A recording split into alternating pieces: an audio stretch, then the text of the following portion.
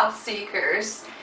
Welcome to Health Origins. Tonight I'm going to be splitting a video that I made of our cooking class with me and my friend Elena, where I was teaching how to make a whole grain spelt and wheat bread, also pizza and also pesto using cashews. So tonight we're going to have the bread. Enjoy! Hi there, welcome back to Health Origins. I'm joined by Elena today. Hi. She's going to be my student. I'll be teaching her how to make bread, whole grain bread, and also we'll be making sweet potato pizza, a sweet potato based pizza, and we'll also have the pesto that everybody loves. So it's going to be basil pesto we're going to be making with cashews. So yeah, let's get to it. We'll start from making the bread. We'll make the dough because obviously it needs some time to rise. The bread is going to be from this lovely book I bought, Whole Grain Vegan Baking. So I've made a couple of recipes from it so far, well actually 3, and they all turned out really good. So we're making whole grain burger buns or sandwich bread. So we're making sandwich bread this time. The flours we'll be using is going to be a spelt flour. So I've measured. I'll put the measurements under the video as well for you. But it's 210 grams of whole spelt flour. Then it's 180 grams of whole wheat flour. I'm using the white wheat flour, so it's still whole grain. It's just made from a white wheat variety, so it's a bit lighter. So the flours, we've got some salt here, we've got the yeast. Instead of oil, I'm going to be using homemade sunflower seeds butter I made yesterday. And then we've got some molasses for the sweetener and some lukewarm water. So the first thing we need to do is to activate the yeast. So for that you need to measure out the yeast. So we need 2 1/4 teaspoon. So we'll add 2 1/4 teaspoons to a container. Yeah, and obviously make sure you use the easy bake or kind of ready to use yeast, because you want it like quick acting one. So I'm using Allison easy bake yeast. So that, and then we'll add our molasses. So 1 to 2 tablespoons it says. I made it with 1.5 the other time, so we'll just do that. So basically just a big heap tablespoon I've added, so there you go. And I will add the water. I will just whisk it up. Can you give me a whisk, please? Yeah. It's just there.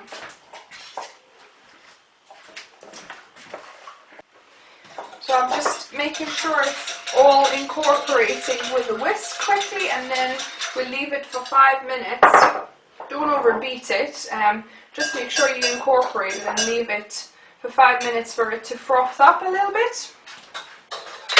And then we get on with our flours. So since we had them all already weighed out, so we just mix them. We just mix them together and add our salt. So yeah, so we're adding a teaspoon of salt here, and mix it up. So this is our dry ingredients.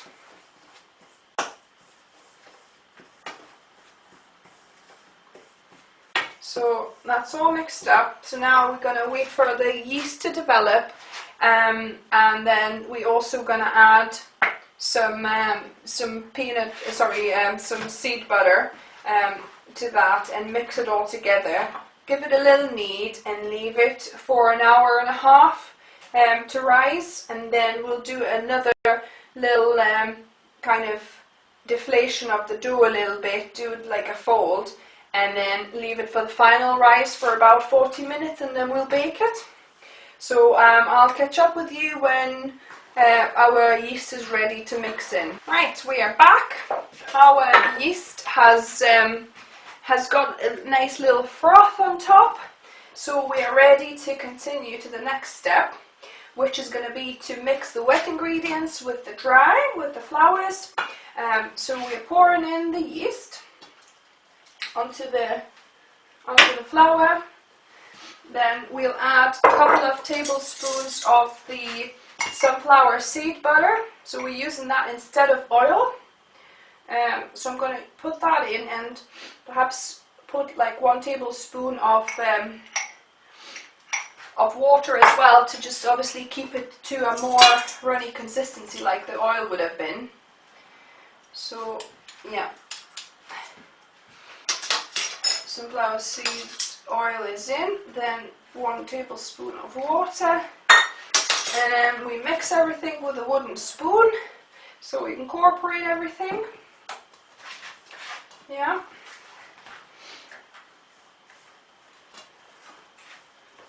And then it's starting to become like a dough. Yeah, it's a great consistency. Yeah. And once it starts once all the flour is kind of absorbed and it becomes like one dough, we'll put it out on the countertop here and start working it, because for gluten, having breads like wheat breads, this is spelt and wheat, obviously you need to develop gluten for it to develop this texture, to have the rise and the bubbles and things. So you need to develop gluten to stretch them out.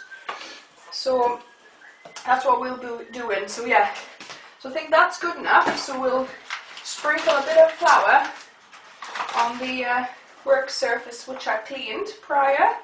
Obviously make sure your work surfaces are clean, your hands are clean, and off it goes. So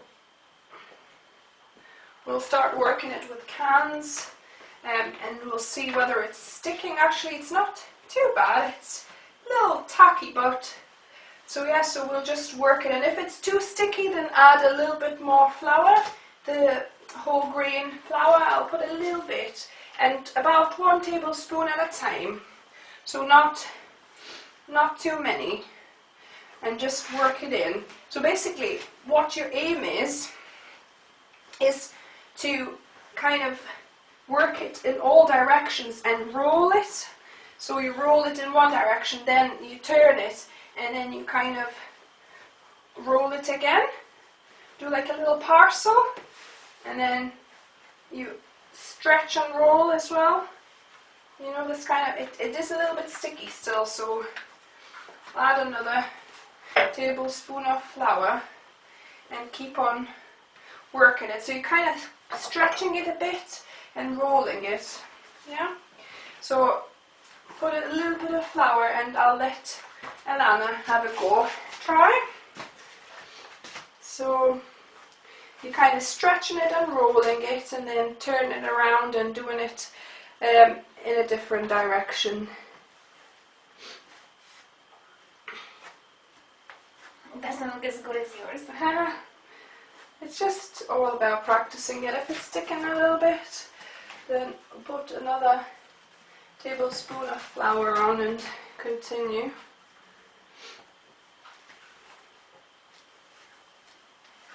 Yeah, you're just basically working the gluten and trying to stretch them out a little bit and make the dough nice and soft and pliable.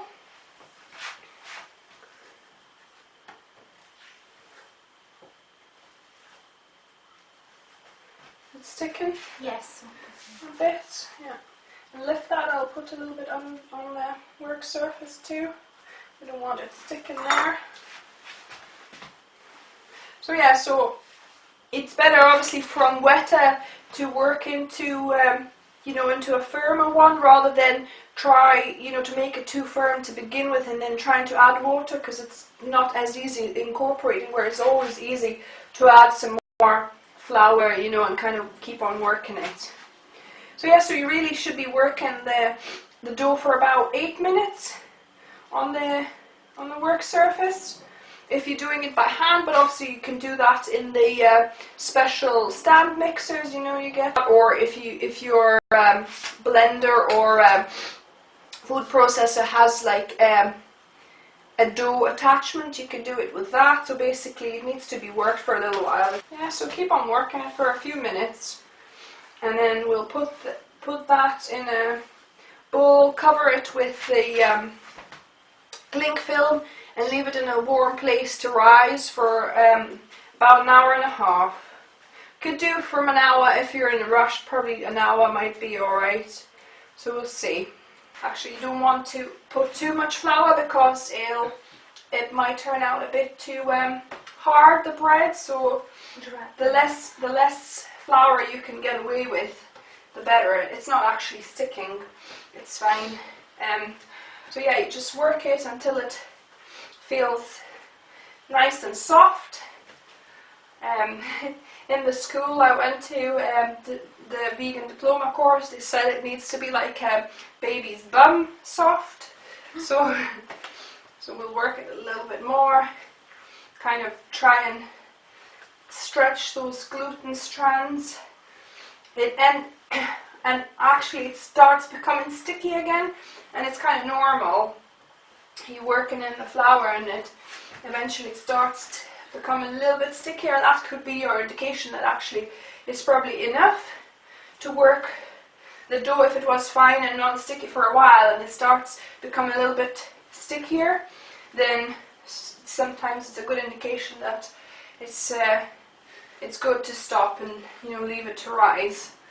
So I don't know how many minutes we've done. Probably done about 6 or so. You can feel that the gluten strands become a bit stronger when you kind of try and stretch it out. They don't tear as easily anymore, they kind of unroll a bit easier. So yeah, so this will be good. So you could just roll it into a little ball, kind of circular motions on the counter, and it rolls into a nice ball. We'll take a bowl, sprinkle a little bit of flour so it doesn't stick to the bottom too much. And I mean, other people put oil. You could put oil, but I don't like using oil, so I just put a bit of flour. And we're going to cover this with cling film now and put it to rise in a warm place for an hour and a bit, and then get back to you for the second kneading. Well, folding, really you don't need to knead much the second time, just like a kind of fold over, and then for the final rising in the tin. So we've got the dough for the bread has risen, so it's about twice the size it was. So we're going to do one little knead. So I will take it out the bowl and give it once fold over, a couple of times fold over, and then we'll put it, the folded side down, into pre-floured tin, metal tin. So it's for the final rise, and then obviously we'll bake it after that. So make it into like an oblong shape, fits the mold, kind of distribute a bit more evenly, and we'll put a cling film on and leave it for its final rise for another 40 minutes. Right, so we've got the bread, so it has risen quite nicely. It's been about 40 minutes, so we're going to put it in the oven. So I'll do 3 little slits like that. You need like either a razor or a really sharp knife to kind of just score it slightly. So yeah, so I have scored it in 3 places, just slightly. And I'm going to be putting in the 190 hotness oven, and it's about 30 minutes that it takes. So I'll put it on my pizza stone because I find it, it's always best to just have like some heat from the bottom as well. If you don't have a pizza stone, that's okay. It'll still, work. So I'll put for half an hour, and then we'll check, how it's looking, and you can tap at the top and see if it's done or not. It should sound a bit hollow. So there we go. So there's the finished bread. It has risen nicely. It's got a nice crust, and if you tap it, it sounds hollow. So yeah, that's your bread. Yeah. It smells quite good. It's lovely, thank you.